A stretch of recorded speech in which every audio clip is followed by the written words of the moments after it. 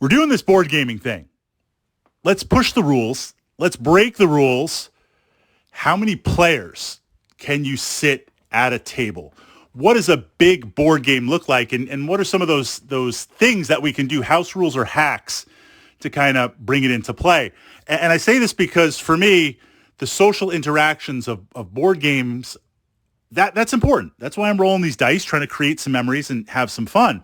So everybody always has a place at my table. If the game is rated for 6 players and a 7th player comes by, hey, I'm thinking about playing, checking this out, sit down, let's do it, let's figure it out. And certainly some games, they say optimally, 4 to 6 players. You could go above that, but the game isn't really built, or the time frame isn't really built for that. An example would be Talisman. And I'm going to use Talisman to illustrate how we've kind of worked this. But then, of course, looking at the board gaming systems that you enjoy, asking the question, how could we have a mega game? How could we pull in more and more players? Now, I've played a lot of Talisman. I would say I've played it competitively. We've got a Talisman group. We meet every couple of months. Veteran players, competitive players. I've also played it more from an RPG narrative where, yes, we're going for the Crown of Command in the center of the board, but we're going to play this game for 4 hours or 5 hours at a gaming group or a convention. People can drop in, they can drop out. Let's just kind of see what people find, where they quest, how they level up. And if someone does make it to the Crown of Command, great. So we've got both those aspects of the game playing it. The game is ideally 4 players. An average game of Talisman is 4 players. This gives enough variety of cards that quickly get cycled out, gives you a chance to steal some gear, do some stuff. The game could go to 6, but now, especially with the expansions, it starts to get a little bit big. The biggest game I ever played, 18 players. All the sideboard expansions, all the small board expansions. We've got the werewolf, we've got death. We had the dragon cards mixed in. We weren't doing dragon tokens, and we weren't doing the dragon overlay. So it was just kind of core Crown of Command. I don't even remember if it was hidden or revealed ending. But this is a massive, massive game that we're playing. And I didn't want it to bog down. Talisman, one of the criticisms is you roll a d6 and you move and you draw a card and see what happens. Now, I have agreed with that to a certain extent, but there are tactics that you want to control in Talisman, control the random, influence the random, optimal card draws, optimal paths, ways to level up, how to get to the Crown of Command. I've pushed all that stuff up to my Talisman playlist if you're interested. But I say that framework because there is a roll and move, make a decision, resolve it. If you've got 4 to 6 players, okay, it cycles through pretty fast. We've got 15, we've got 18 players, you've got 13 players. That cycle through becomes slower. I don't want people, when it gets to their turn, they're like, wait, it's my turn? But also, I don't want to break that immersion. So I don't want the turns to be so long where, okay, it's my turn in like 5 or 6, 7 players after, and what am I thinking about? What's going on? Like, I want to keep people engaged. So as a framework, this is how I've played and navigated a big game for this. And then we'll look at Zombicide Invader, because that's another title that I really enjoy. Black Plague and Invader, and space aliens and zombies and blasting them, everybody can get behind that narrative. But with Talisman, you draw these adventure cards. So you roll a d6, you move to the space, you draw a card, you resolve it. We have so many cards that I shuffle up the entire pile, the entire deck, and then break it into fourths. Put a stack at each side of the table. So this way, wherever the player is sitting, if we've got a big game, 10, 13, 15, 18, whatever many people, that means whatever point at the table you're sitting at, you can go and draw an adventure card. You don't have to reach over. You don't have to wait for someone to hand you it. You don't have to look for the pile. You know it's right here. Same with the big spell deck. Same with other aspects. So that we have set up, break it up into fourths, 1 in each corner. Now in Talisman, there's a couple of, and again, we're looking at this for illustrating. You're filling in your own system, thinking about how you can do this, because I want to encourage you to run a big game. And we're going to finish this vlog out with a question. based on that, based on your experience. But in Talisman, in the city expansion, there's various shops. There's a deck of shops. And you go into the store, you pay some gold, you randomly draw a card.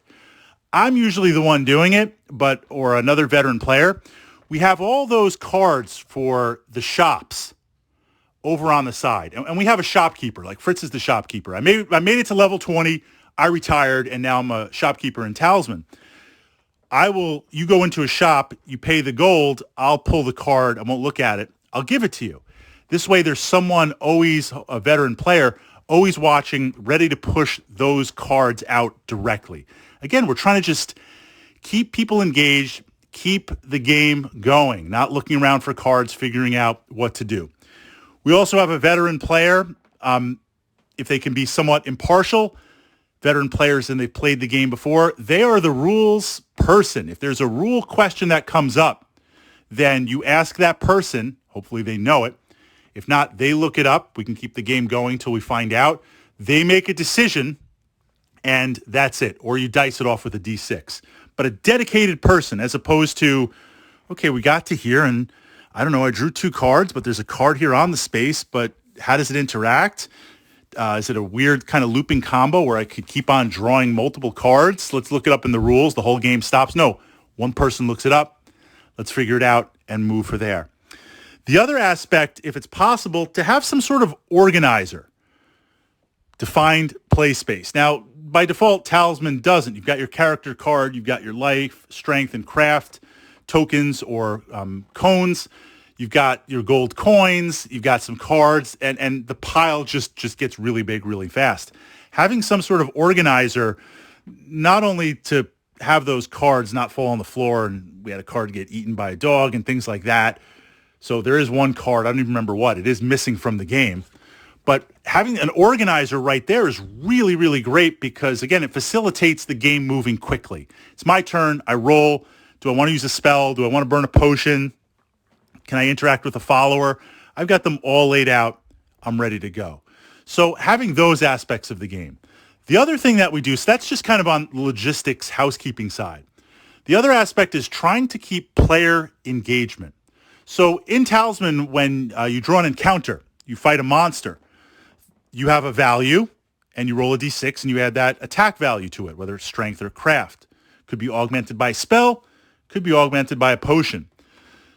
Somebody rolls for the monster.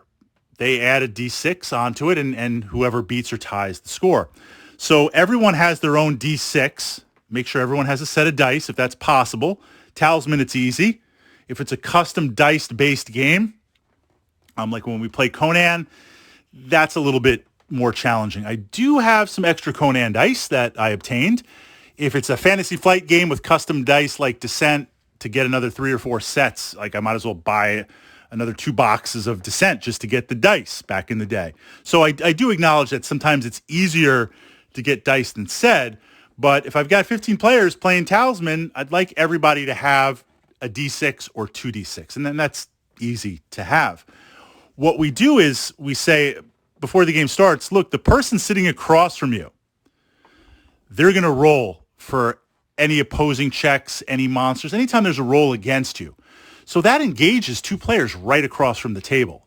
You've got that little bit of engagement. Yes, they're just rolling and they're calculating and they're adding up the stats.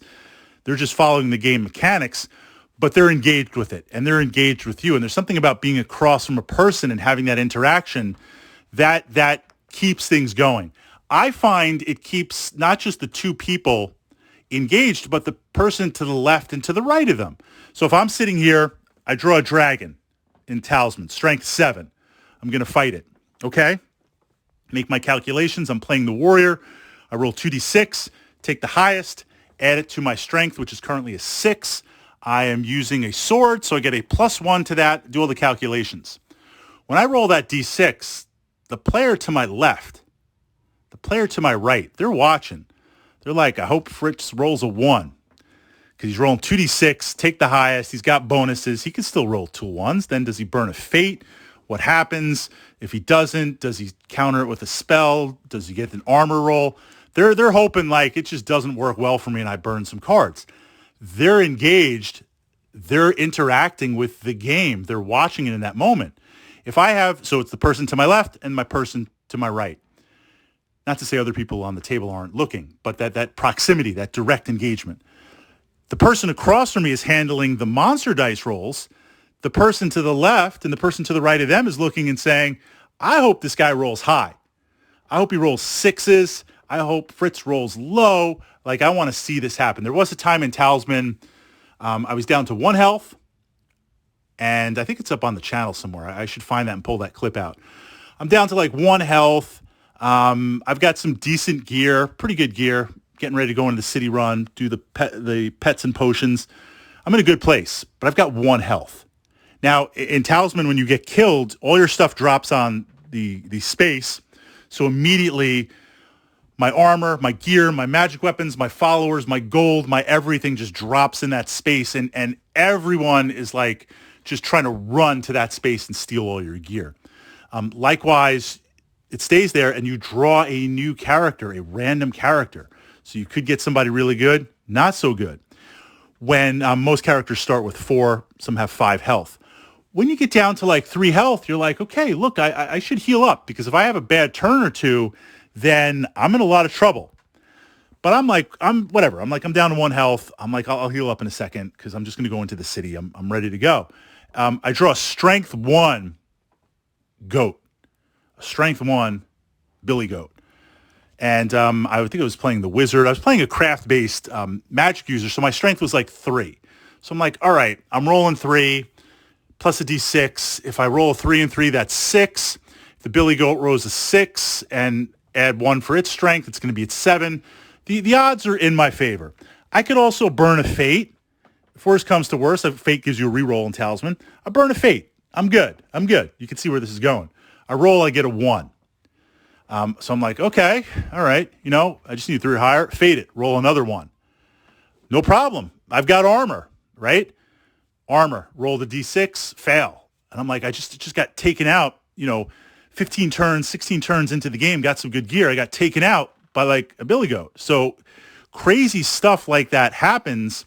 The person, if we were playing, they're sitting across from me rolling that d6. That's what they're rooting for. That's what the person to the left and right of them are rooting for, that I'm just going to get killed. What can we do based with mechanics to facilitate that player engagement? So these are the things where I really, really want to push moving ahead, right? Really push and push the rules where I know it says rated 4 to 6 players or whatever players for your system. How can we break that and turn that into 8 players, 10 players, 12 players? What is the biggest that we can do? Now, here's the kind of ending question out of curiosity. As best as you can remember, what is that game that you regularly play or a title that you enjoy? How many players is it rated for standard? So it's this type of game. It wants to play, 4 to 6 players or 2 to 4 players. How many players? What's the biggest game that you've played with that? So if it's like Dark Souls, 2 to 4 players. We played Dark Souls with 9 players. That